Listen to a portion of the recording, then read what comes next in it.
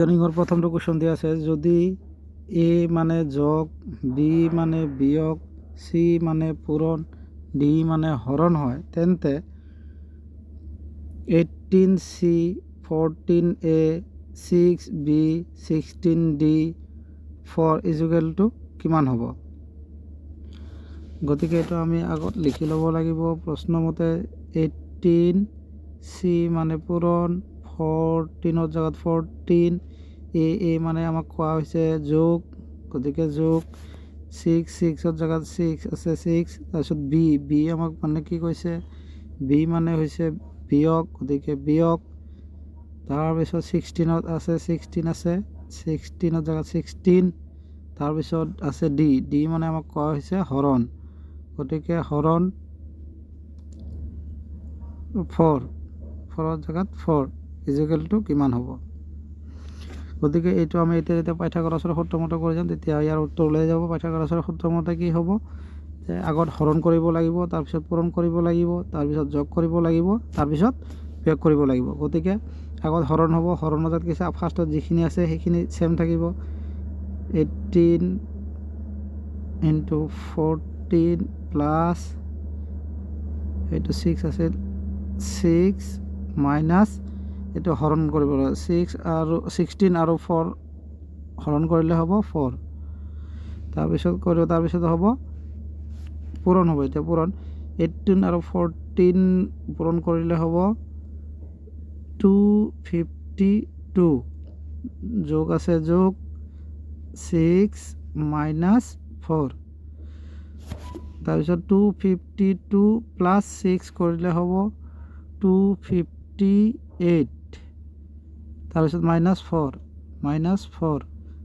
এতিয়া এইটো মাইনাছ কৰিলে 258ৰ পৰা 4 মাইনাছ কৰিলে 254 কোনটো অপশ্যনত আছে? Option B. গতিকে শুদ্ধ উত্তৰটো হ'ব অপশ্যন বি। আজি নেক্সট কুৱেশ্যনটো দিয়া আছে, যদি মেঘক বগা বুলি, বগাক বৰষুণ বুলি, বৰষুণক সেউজীয়া বুলি, সেউজীয়াক বায়ু বুলি, বায়ুক নীলা বুলি আৰু নীলাক পানী বুলি কোৱা হয়, তেন্তে চৰাইবোৰ ক'ত উৰে? গতিকে এইটো আমি আগত লিখি ল'ব লাগিব যে মেঘক কি বুলি কোৱা হয়, মেঘ ইজুকেল টু কি বুলি কোৱা হয়, বগা। আকৌ বগাক কি বুলি কোৱা হয়, বগাক বৰষুণ বুলি,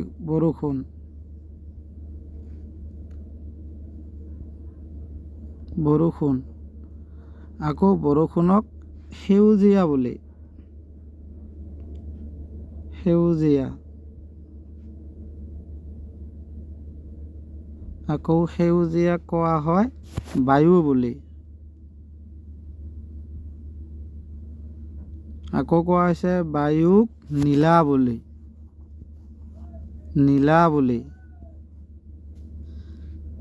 আৰু কোৱা হৈছে কি কোৱা হৈছে, নীলাক পানী বুলি কোৱা হয়। তেন্তে চৰাইবোৰ ক'ত উৰে? আমি সকলোৱে জানো যে চৰাই ক'ত উৰে, বায়ুত। গতিকে বায়ুক কি বুলি কোৱা হয়, বায়ুক নীলা বুলি কোৱা হৈছে, গতিকে শুদ্ধ উত্তৰটো হ'ব নীলা।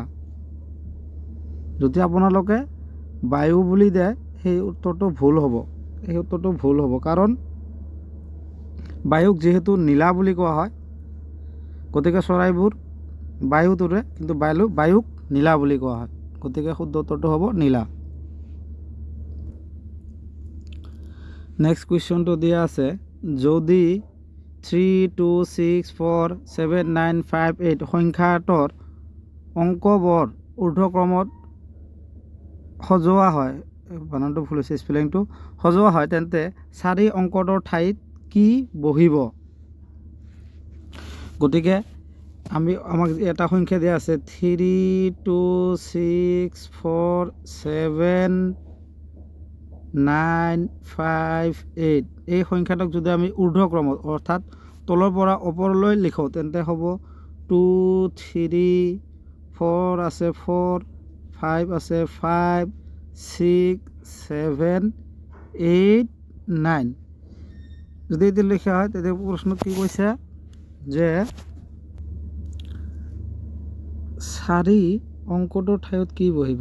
গতিকে আমি 4 অংকটো কিমান আছে 1 2 3 4 সংখ্যাটো আছে 4 স্থানত। গতিকে ঊৰ্ধ্বক্ৰমত সজোৱাৰ পিছত 4 অংকটোৰ ঠাইত কি আহিছে 1 2 3 4, গতিকে 5। শুদ্ধ উত্তৰটো হ'ব 5। নেক্সট কুৱেশ্যনটো দিয়া আছে যদি পি এ হৰণ কিউ এ যোগ আৰ এ মাইনাছ আৰু এছ এ পূৰণক বুজায় তেন্তে এই সংখ্যাটো কি হ'ব। গতিকে আমি আগৰ দৰে লিখি ল'ব লাগিব। 9 দিয়া আছে 9, পি মানে দিয়া আছে আমাক হৰণ, গতিকে হৰণ। তাৰপিছত দিয়া আছে 3 জেগাত 3, তাৰপিছত দিয়া আছে আমাক এছ মানে পূৰণ। তাৰপিছত দিয়া আছে 4, তাৰপিছত কিউ আমাক কি কৈছে যোগ। তাৰপিছত 8 দিয়া আছে 8, তাৰপিছত দিয়া আছে আৰ আমাক কি কৈছে আৰ মানে মাইনাছ, তাৰপিছত 7। গতিকে এতিয়া আমি পাইথাগোৰাছৰ সূত্ৰমতে কৰিলে ওলাই যাব। ফাৰ্ষ্টত দিয়া আছে হৰণ কৰিব লাগিব, 9ৰ লগত 3 হৰণ কৰিলে হ'ব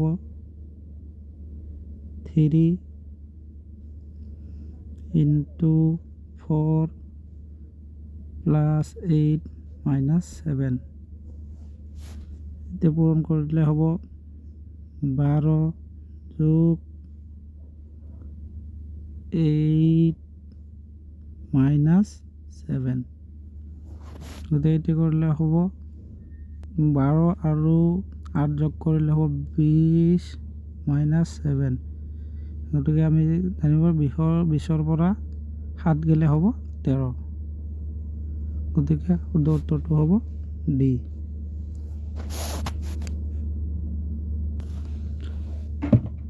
নেক্সট কুৱেশ্যনটো দিয়া আছে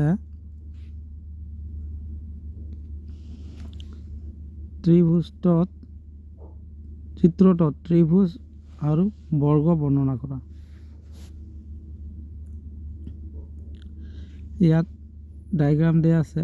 এই ডায়েগ্ৰামত ত্ৰিভুজ কেইটা আছে আৰু বৰ্গ কেইটা আছে সেইটো উলিয়াব দিছে। যেতিয়া এনেকুৱা ধৰণৰ থাকিব তেতিয়া আমি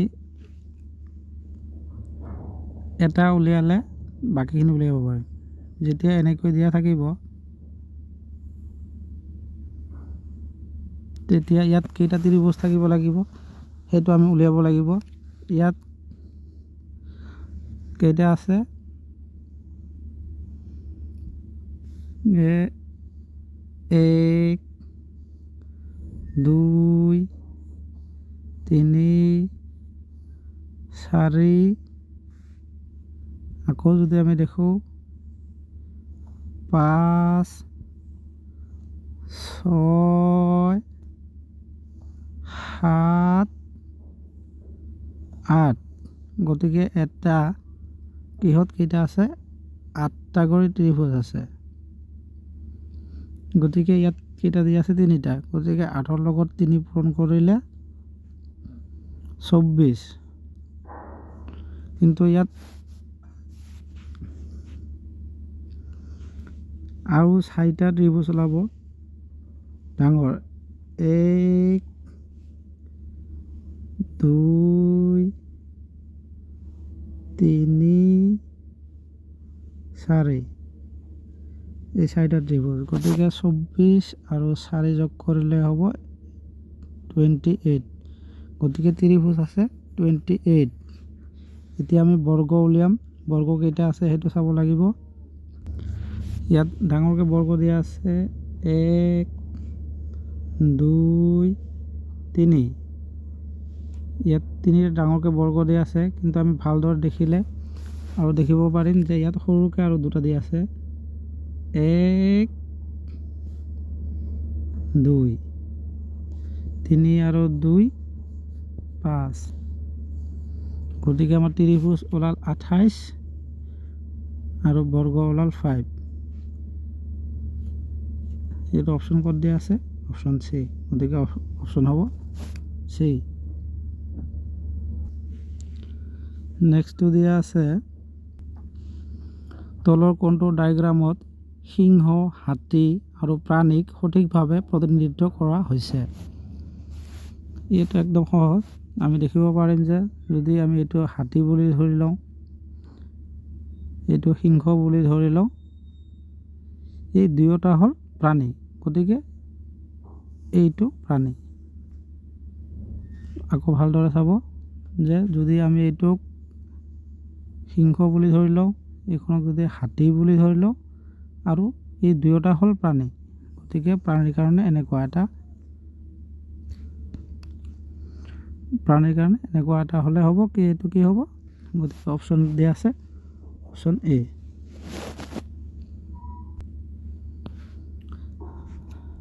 নেক্সটটো দিয়া আছে প্ৰশ্নবোধক চিহ্নত কি বহিব?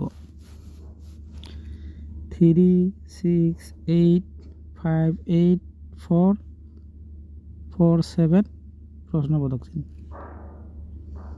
গতিকে এনেকুৱা থাকিলে আমি প্ৰথমতে ইয়াক পূৰণ, যোগ, হৰণ, মাইনাছ যি কৰিব লাগে সেইটো কৰিলে আমি দেখিব পাৰিম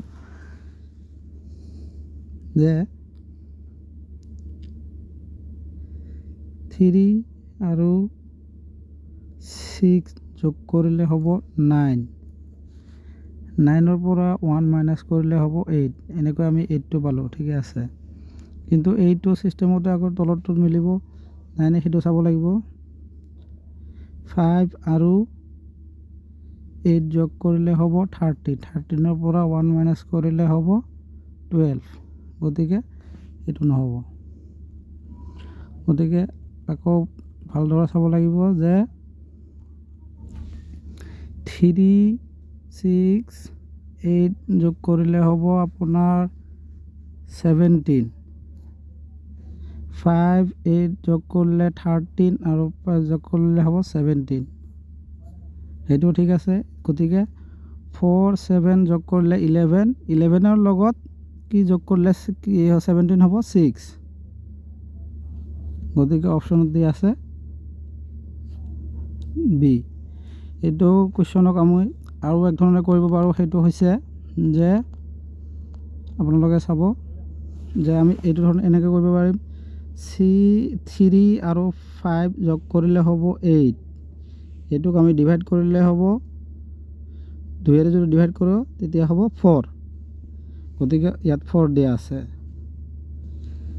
আকৌ যদি আমি কৰোঁ 6 আৰু 8 যোগ কৰিলে হ'ব 14, 14ক আমি এইটো 2ৰে ডিভাইড কৰিছিলোঁ, এইটো 2ৰে ডিভাইড কৰিলে হ'ব 7, গতিকে 7 দিয়া আছে। আকৌ 8 আৰু 4 যোগ কৰিলে হ'ব 12, এইটো আকৌ 2ৰে ডিভাইড কৰিলে হ'ব 6, গতিকে 6 হ'ব। গতিকে এইটো আমি দুই ধৰণে কৰিব পাৰিম, যিটো ধৰণৰ আপোনালোকৰ ভাল হ'ব সেইটো ধৰণে কৰিব।